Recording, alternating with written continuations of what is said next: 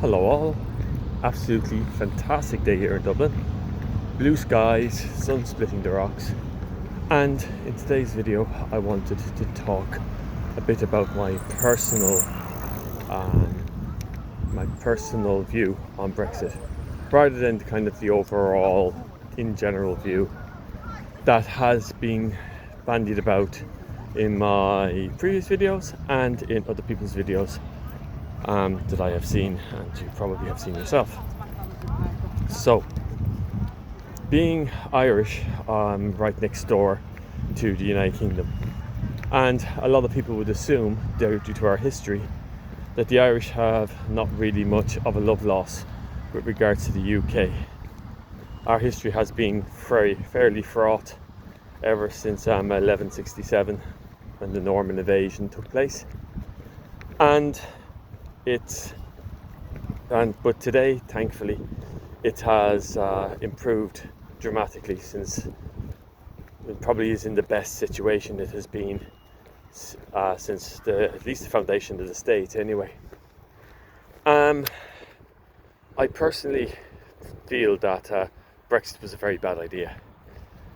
It is very difficult to disentangle yourself from a organisation that you're a part of and integrated into for as long a period as the British were integrated into the European Union, or the European Economic Area that it was before that.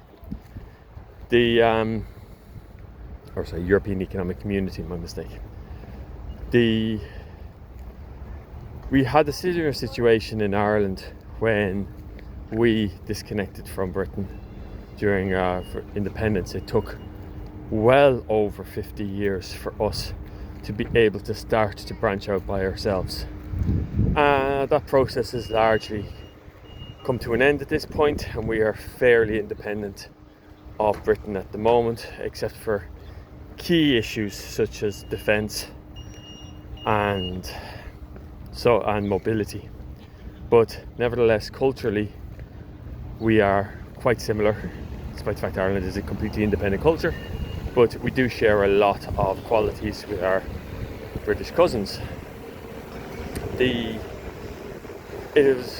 came as a great shock to me when Britain left the European Union. I understood that the vote was a democratic vote, and that it was the right of the people of Britain, particularly the people of England, to undergo this. But as more and more information came out, especially the underhanded way the vote took place, the lies and untruths that were bandied around, the promises that weren't kept, and the unicorns basically that were also promised. It as well as the fact that only less than a very small percentage, only less than 50% of the population actually voted. This basically made even more of a shocking case to me. As I said before, there's no real love lost between Ireland and the UK. Nevertheless, we do have a lot of connections between our two countries.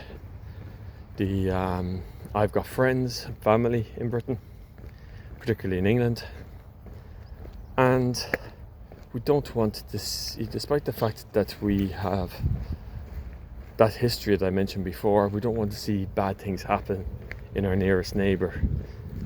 Two main reasons because of that. Mainly because a lot of Irish people are living there, and also because if bad things happen to our nearest neighbour, because we are the smaller partner on these islands, they tend to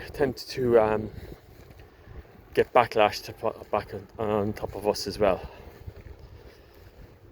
So I can only hope that after 10 years, with the 10-year anniversary of the result of Brexit coming up today, after 10 years of this, that we are on the road, hopefully, to have Britain reunite with the European Union and take its proper place within the Union.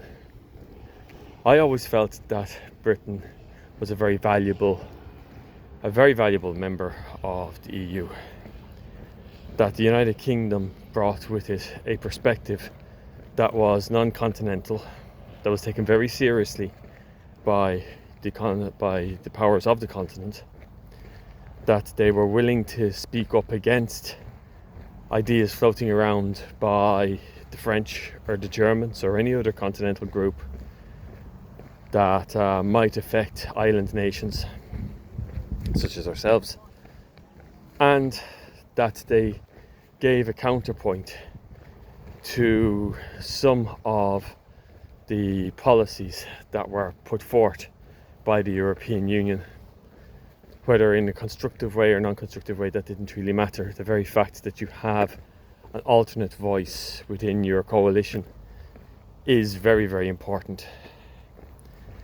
The loss of Britain into with the European Union has left Ireland slightly disconnected from Europe, as Britain is, except for, let's say, the Bay of Biscay, Britain is in between ourselves and the rest of the European continent. We have taken a premier position as being the new bridge between America in particular and the European Union, the gateway, so to speak, for English-speaking countries to gain access, and for others as well, to gain access to European markets. But this has come as a great price to our British neighbours, and to a certain degree to ourselves. There was a lot more benefit for us, both as individuals and for us as a country, with Britain being inside the Union. And I'm pretty sure that most Irish people will welcome the day when Britain re-establishes its place within the European community as a valued member of the Union. So that's it. Just a bit of a personal note, just to mark the occasion, my personal feelings on it, and we'll just have to see how things turn out in the future. Hopefully it won't be another 10 years before this situation is reversed, but at the moment it could possibly be. Small steps towards reasserting Britain's position within the Union and its valued place. Take care.